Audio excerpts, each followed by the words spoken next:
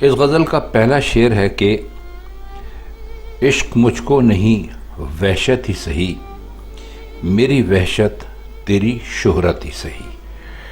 اس میں کوئی مطلب بہت مختصر سا ہے کہ محبوب جو ہے وہ اپنے عاشق کے بہت ہی بے تابانہ جو اظہار عشق پر اس سے کہتا ہے کہ یہ عشق ہے، یہ تو پاگلوں والے کام ہیں، یہ تو وحشت ہے، دیوانگی ہے۔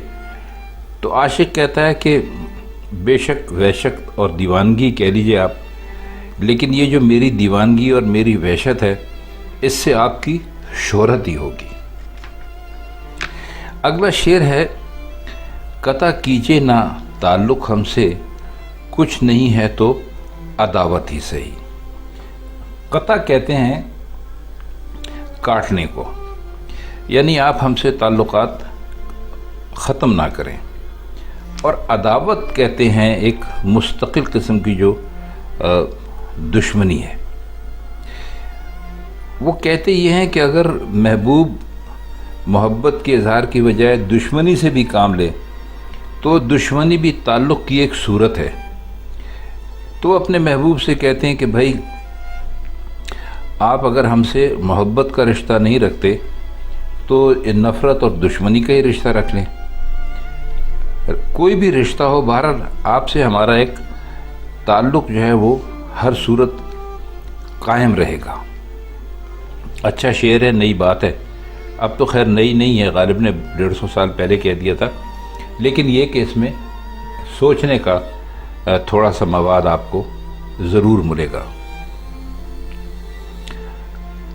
اس کا اگلا شعر ہے کہ میرے ہونے میں ہے کیا رسوائی، اے وہ مجلس نہیں خلوتی سہی۔ تو محبوب سے پوچھتے ہیں، خلوت کہتے ہیں تنہائی کو، اکیلے ہونے کو۔ تو وہ کہتے ہیں کہ آپ یہ بتائیں کہ جب میں آپ کے پاس موجود ہوتا ہوں تو اس میں کیا برائی ہے، آپ کی محفل میں میرے آنے سے کیا خرابی ہو جاتی، اس میں آپ کی کون سی رسوائی ہے؟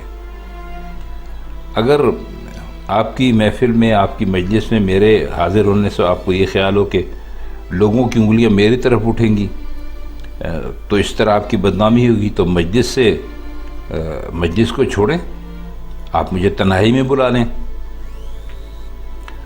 تو وہ کہہ یہ رہے کہ میں آپ سے، اگر آپ کو اپنی عزت کا خیال ہے تو میں آپ سے تنہائی میں ملنے کے لیے بھی تیار ہوں۔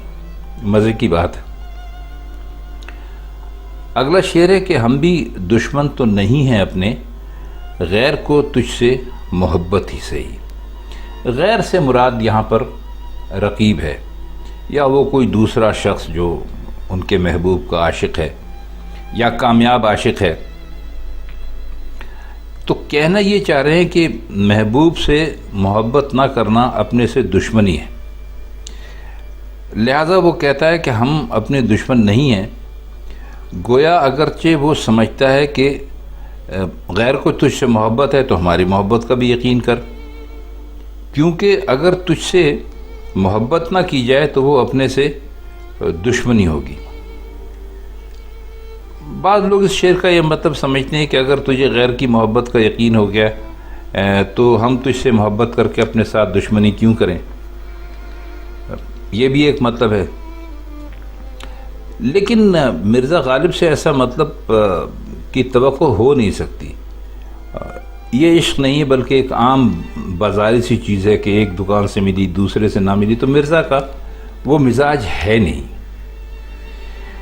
اگلا شعر ہے کہ اپنی ہستی ہی سے ہو جو کچھ ہو، آگے ہی گر نہیں غفلت ہی سہی۔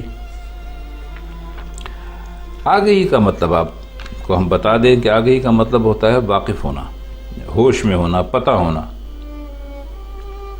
اور ہستی کا مطلب تو آپ جانتے ہیں اپنے بارے میں کہہ رہے ہیں۔ تو وہ کہنے کا مطلب ان کا یہ ہے کہ دنیا کے تعلق میں انسان کے لیے